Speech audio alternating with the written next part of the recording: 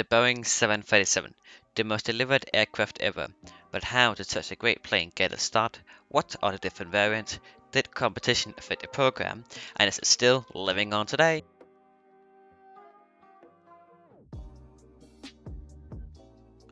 In 1964, if you wanted to operate on a short to medium haul route, you'd either need a prop plane, a Boeing 727 or the DC-9. All were very good aircraft, but some gas guzzlers and others too small. The Boeing 727 had 3 engines, meaning it was a gas guzzler. The DC-9 was often too small for routes, and prop planes were slow and oftentimes very noisy. So Boeing saw an opportunity and decided to make an aircraft made to work on short to medium haul routes. And this was the start of the very famous Boeing 737.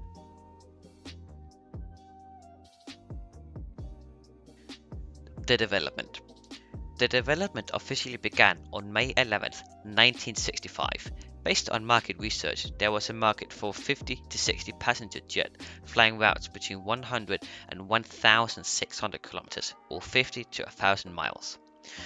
A lot of initial designs were thrown around, and Boeing stood between an underwing design or an aft engine design like on the Boeing 727. It was decided, for noise reasons, to place the engines under the wings. After that was decided, the work began.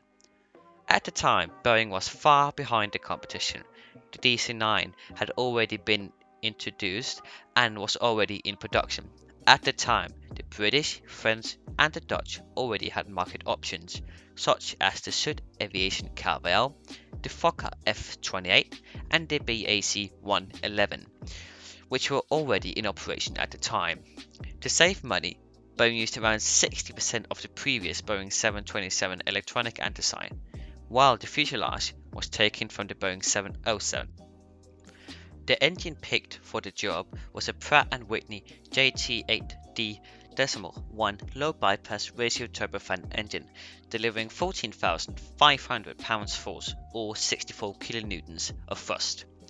In October 1964, at the Air Transportation Association Engineering Conference, the Boeing 737 concept was presented by project engineer Jack Steiner, and it was a hit.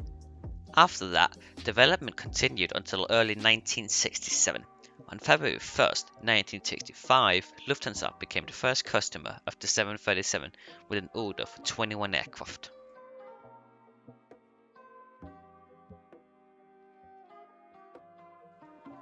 The launch. The first Boeing 737-100 rolled out of the factory on January 17, 1967, and the first flight took place on April 9th of that year. After FAA testing throughout 1967, Boeing 737 was certified for passenger operations on December 15, 1967. Lufthansa received its first aircraft on December 28, 1967, and on February 10, 1968, it took its first passenger flight. Therefore, Lufthansa became the first non-American airline to launch a Boeing aircraft.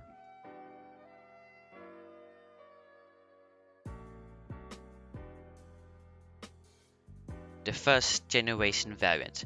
After Lufthansa launched the jet into passenger operations, the Boeing 737-100 didn't sell very well. In fact, only 30 were ever ordered and built, meaning that Lufthansa had over 80% of all the -100 variants. After that failure, Boeing saw what the problem was. Customers' needs had shifted to a higher seating jet, and so development of a stretched version of the -100, named 737-200, began in early 1968. On June 29th of that year, the -200 variant rolled out of the factory, and some orders were placed, but only after the US Air Force placed some orders for military use did the program really pick up. The first flight took place not long after, and the first very new flight took place on April 28, 1968, with United Airlines from Chicago to Grand Rapids, Michigan.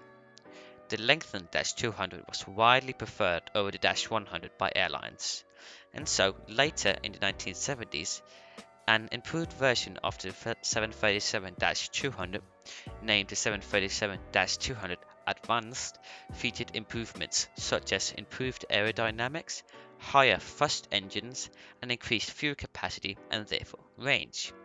These improvements worked well in adhering to airlines' concerns with the first model and spread new life into the original 737s.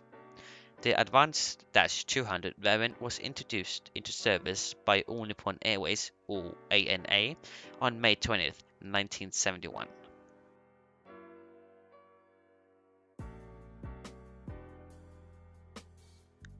Notable incidents. Here are some of the biggest and most famous Boeing 737-100 and -200 crashes. The first one we're going to talk about is Aloha Airlines Flight 234. On April 28, 1988, a Boeing 737-270 flight suffered extensive damage after an explosive decompression in flight, caused by a part of the fuselage simply breaking off the aircraft due to poor maintenance and metal fatigue. The airplane was able to land safely at Kahului International Airport on Maui. The one fatality, flight attendant Cowbell C.B. Lassing, was ejected from the airplane during the explosion. Another 65 passengers and crew were injured.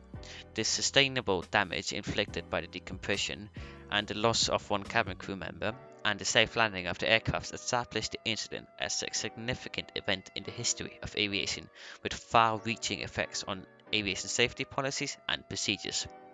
The second one we're going to talk about is Thai Airways Flight 365.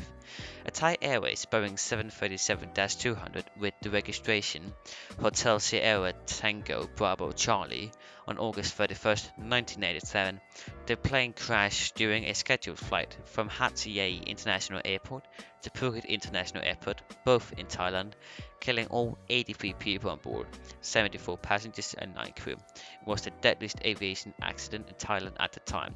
It was caused due to a combination of bad weather, pilot training, and just overall bad maintenance. Sadly, many more 737 crashes have occurred, and the Boeing 737-200 have killed more than 906 people. This number seems high, and it is, but a lot of these deaths were in the 1960s and 70s, where aviation safety wasn't a top priority. So procedures have changed a lot since then. It's a lot safer to fly today. By the way, if you're enjoying what we do here on the channel, please consider hitting that subscribe button and leaving a comment down below on how we maybe could improve. Thank you.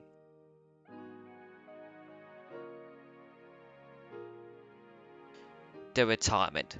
The original 737s were retired up through the 90s and 2000s due to new and much better variants and other alternatives, though some are still flying in passenger operations in Canada and cargo operations in South and North America.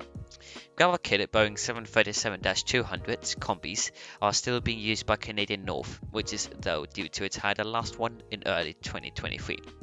Air Inuit, Lonie in Aviation, and Chrono Aviation use them in cargo operations. The reason for this is because Canada is a place where there's gravel runways everywhere and they're extremely common.